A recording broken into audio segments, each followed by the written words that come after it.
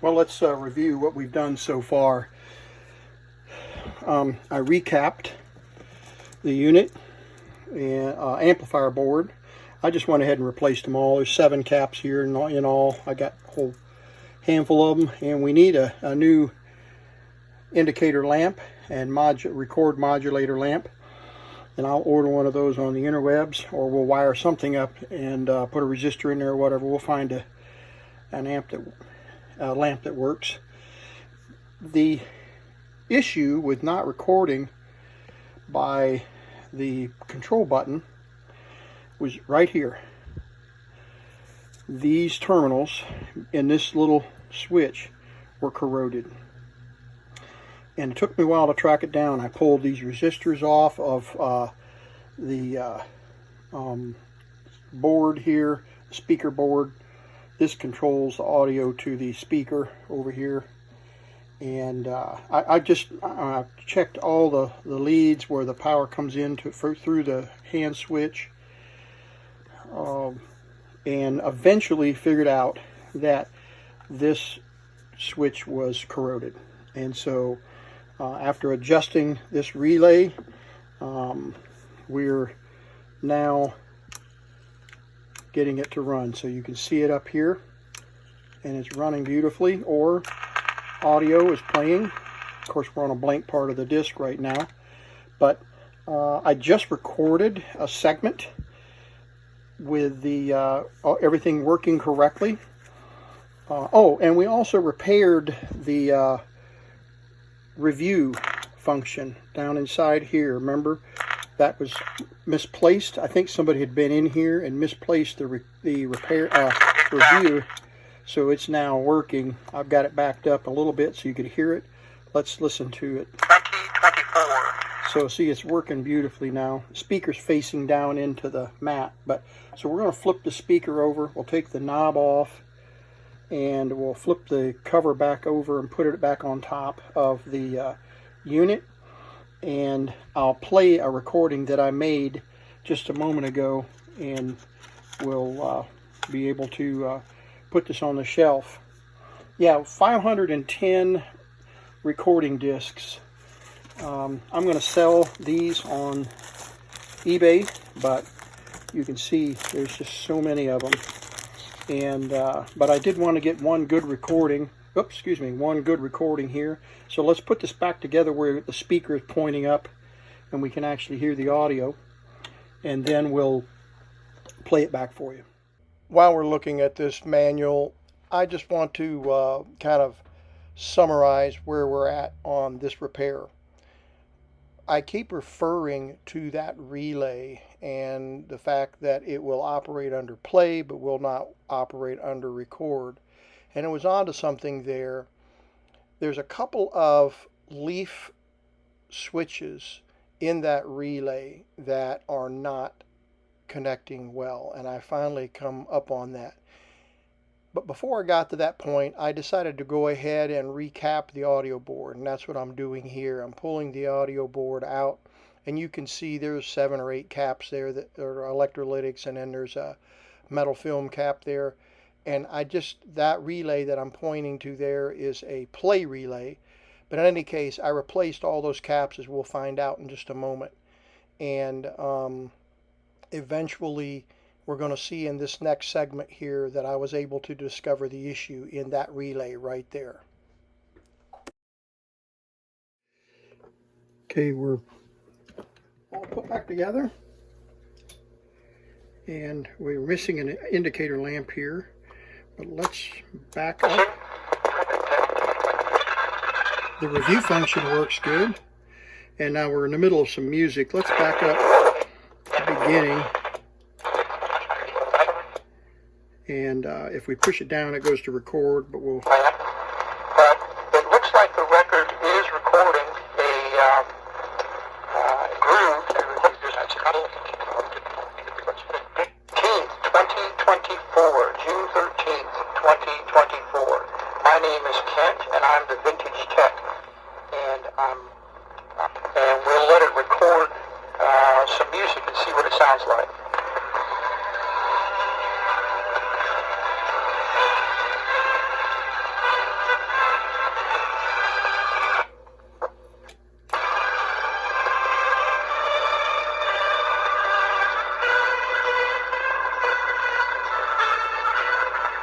Okay, not too great, is it? But it wasn't ever made for music. It was made for speech, which we can clearly hear. I'm set on the conference record mode over here, and which improves the gain of the microphone and recording. Typically, you would set this up in the middle of the room, lock the record on, and then you would have your conversation with whatever you were related to the recording. So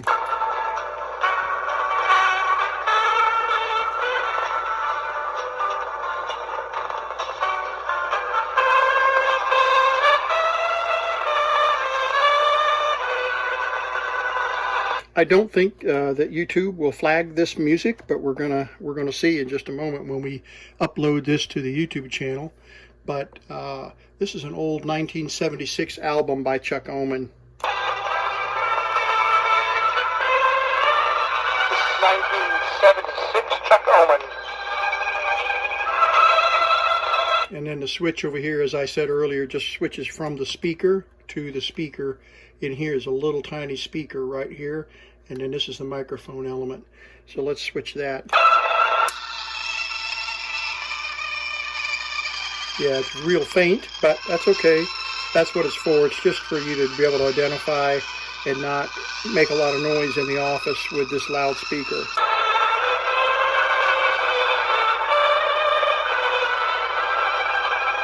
All right, we'll jump ahead.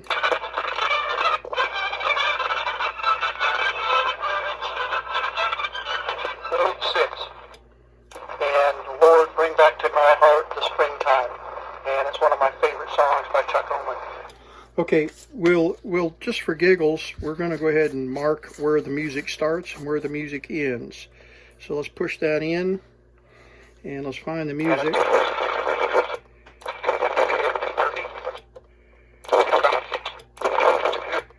See, we're missing the arrow, which I'm going to print in just a minute.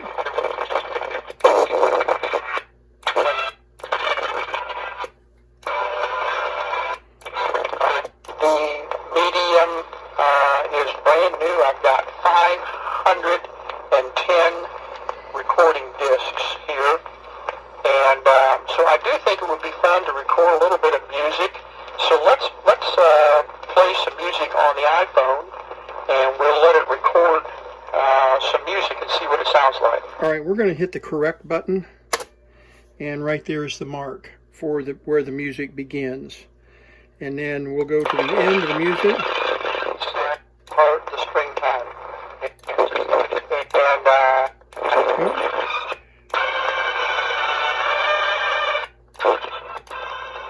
Okay. And there's the end. So let's mark it. So there's the end. There's the beginning and the end of the music.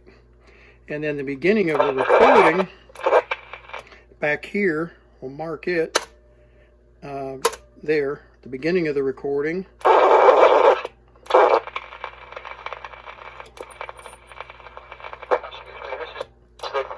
Vintage Tech, and it's been a joy to talk to you this morning.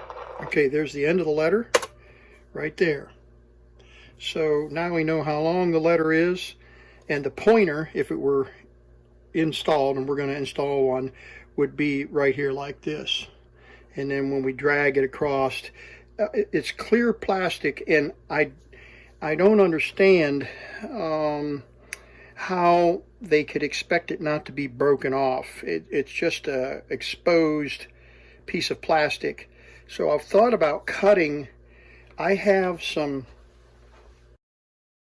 here that have been crushed by a train that have the 10 Commandments pressed on them. I've got several bags of these, and I think what I'm going to do is cut this, flatten this out, and cut this to a pointer, and then use that as the pointer. And it really only needs to be down right here. It doesn't need to all the way down to the front. So it would be way up in there like that, and then a narrow pointer. And this is copper or zinc. And since it's already been defaced, I guess it's okay for me to cut it up and drill it out and use it as a pointer. So I think I'll do that. So we've got to find a bulb, and we'll do that. But other than that, I think we're in pretty good shape. We need a little bit of a cleanup job here, but very encouraged by the recording and the repair of the unit. So then we would send this paper. We would write on there, this is a test recording for my secretary's name and my name, dictator. I'm the dictator, and the date.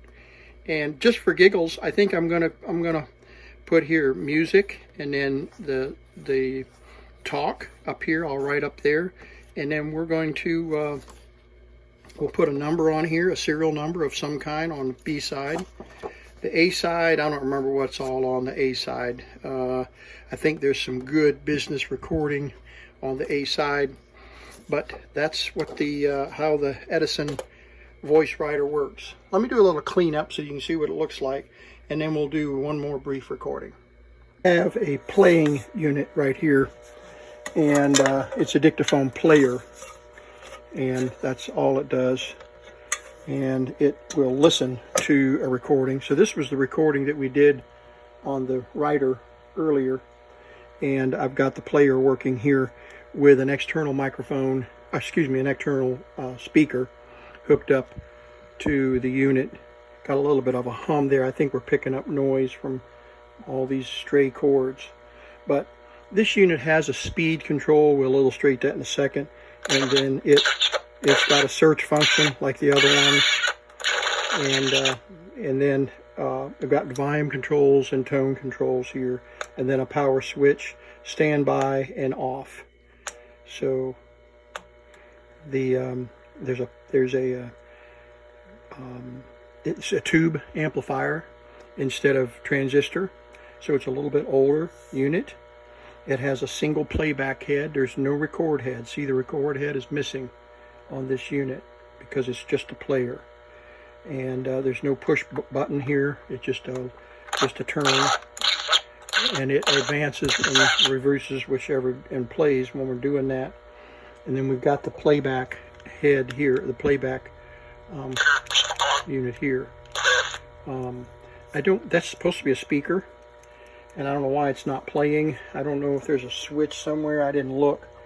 Could be a switch somewhere. Might be a switch in here that will only allow it to play through here. Let's see. No. The audio board. Okay, so we got good audio coming out of a little speaker. So we're just going to jump right in here, and then we'll play the music that we recorded on there. But that it made that much difference in the gain on the audio board, but the crystal microphone could be pretty loud. To the point where it's not picking up nearly as hot of a signal. So it is recording beautifully.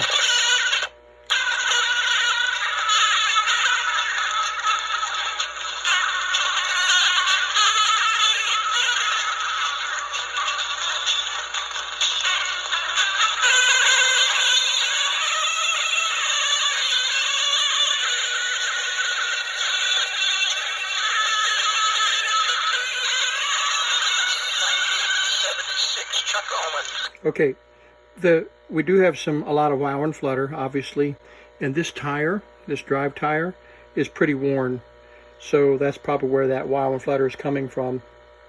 Let's illustrate the speed control here. It just pulls the pulley up and down. It doesn't change the motor speed. All it changes is where the pulley, the belt rides on the pulley, on that tapered pulley.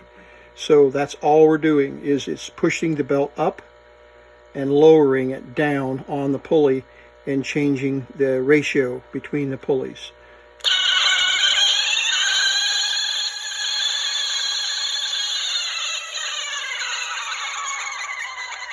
Let's get to some speech. There's some speech. The thing is recording nice and loud now. I do have it set on conference, and so it's going to be a little more sensitive on the microphone. I guess I could switch. There's full speed. Okay, I've switched the microphone to and the gain is really good on this. Nearly as loud. Now let me say Mary had a little amp, and now we'll flip it to conference. Okay, there we go. I've flipped it back to conference mode. So we'll compare what kind of audio we've got on the tape, on the record. Let's rewind this. Okay. All right, so it's working really well on playback, and that is the pre-recorded disc from the VoiceWriter over here. So replace the lamp that I purchased, and it's a 28 volt type midget T 1134 5mm, and I bought an extra one, and I'm going to tape it inside here, but I wanted you to see that it just bolts right up, and there it is, lit up. Turn the light off. Yeah, you can see it. And I've got a recorded tape, record in here. I want you to hear how it turned out. It's just beautiful. All right, here is a blank. I have another blank here. Let's use the blank.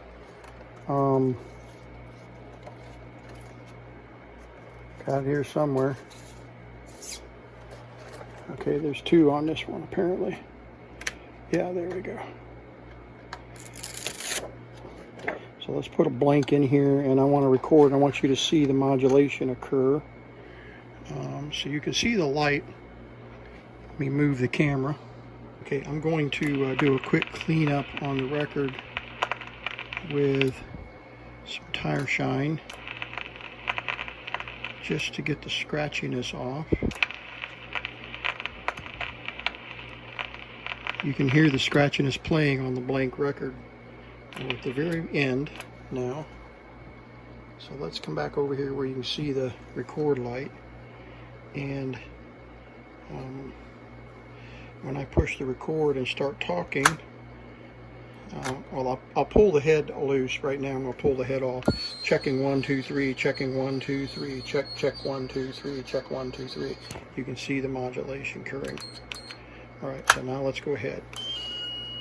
All right, we've got a feedback going on. It might be too loud. All right, we're testing 1 2 3, and we're recording. We can see that the modulation is occurring on the disc, and we do see some grooves on the record. So I guess we're recording okay. I'm assuming that we've got decent volume on the recording, and we're going to check to see if the EDISON VoiceWriter model 7900 is working okay. I hear squealing going on, and I'm not sure where that squealing is coming from. Yeah, I've got some high-pitched squealing going on after I put this bulb in here.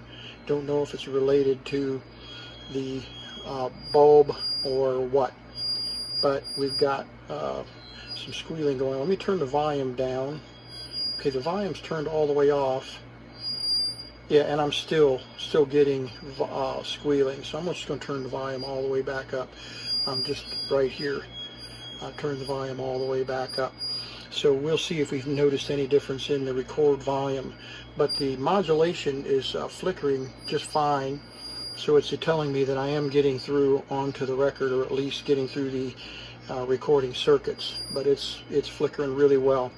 And that's that tiny little bulb right there. That is a 28 volt. There's a 24 volt standby, and then there's some spikes with AC, as you saw on the scope in the video that I posted a little bit earlier. But I wanted to follow up with a recording on a brand new disc, and also with the lamp installed, and all the screws that were missing in the unit, I've replaced those. So we're going to stop here and listen to this recording. All right, let's back up. Okay, and we'll push play. Volume is really loud.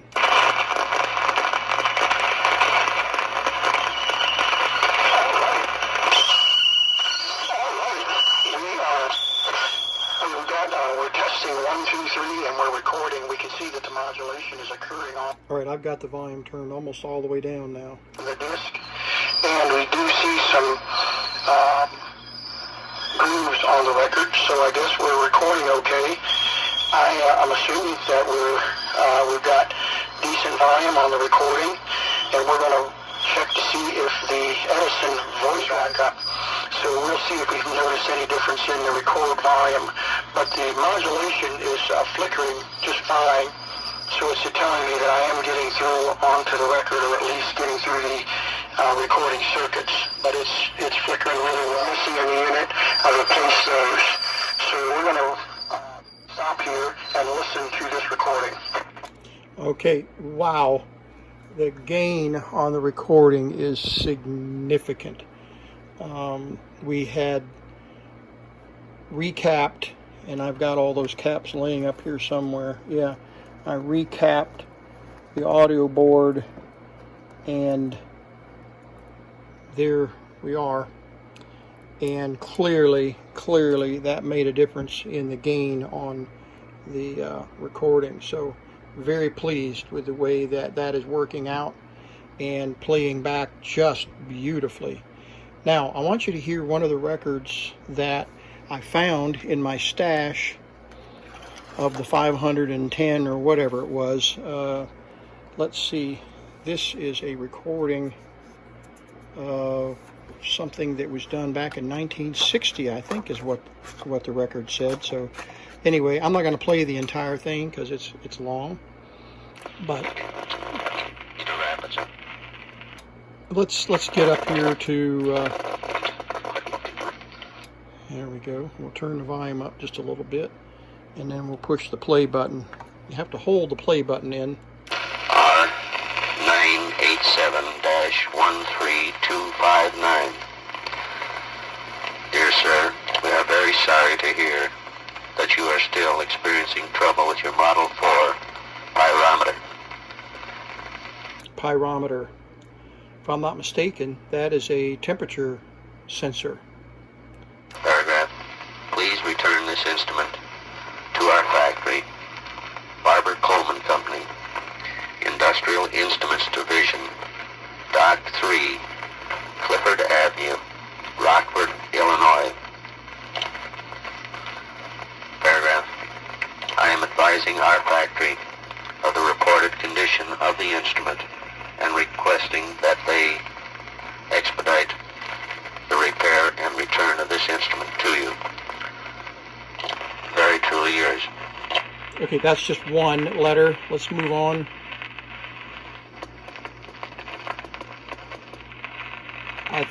I don't remember if that... Yeah, there's more there. Iowa, up 20 grand.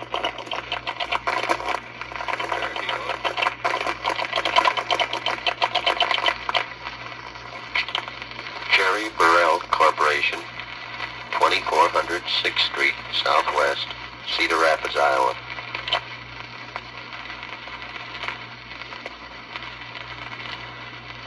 Okay, I don't know if he just let go of the record button and thought he was recording or what. Attention, Mr. John C. Walsh, W-A-L-S-H, Manager, Developing, Engineering. Dear sir, our factory informed me today that they will ship the instruments April 18th. Paragraph. Earlier, he gave the date of 1960, so I think that's when this record was recorded.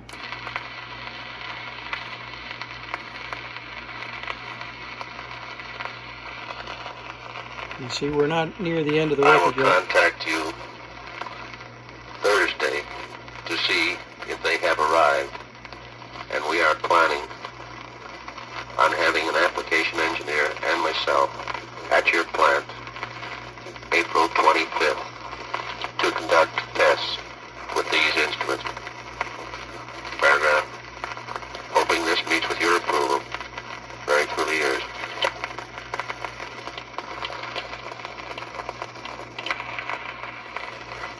Mr. Pash, P-A-S-C-H-E, and myself are planning on being in Iowa City Tuesday,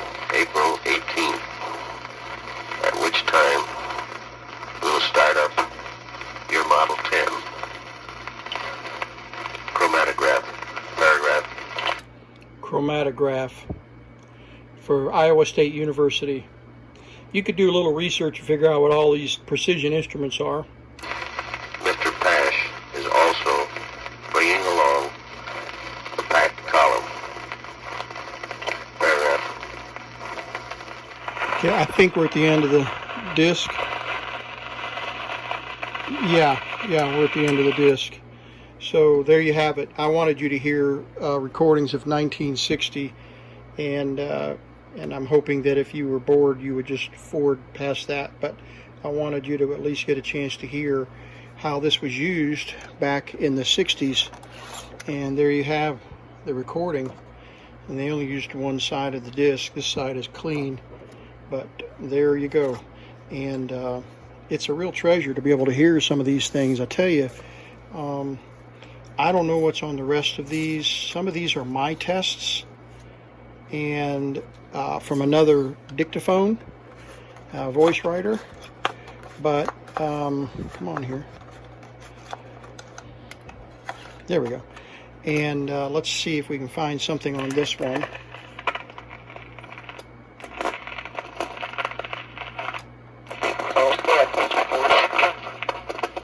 There we go.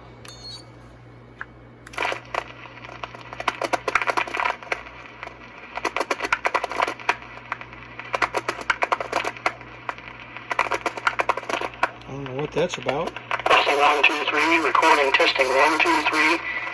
I don't know if we're getting the recording or not, but we are at least trying to record. Yeah, I had done this record, not sure when. And the head is dragging on the record, and I can see that it is cutting some lines, so I'm going to continue to just hold the record button down, and we'll see if it's actually getting any audio into the record head. There are two tubes. One of them seems to be red plating. All right, that was that other model that I showed you earlier. I don't know. I might ought to check to see. I'm not even sure. Because this unit is solid state, the other one was tubes. Yeah, they're both heating up, but both tubes are glowing. But let's rewind this and see if we actually got any recording. This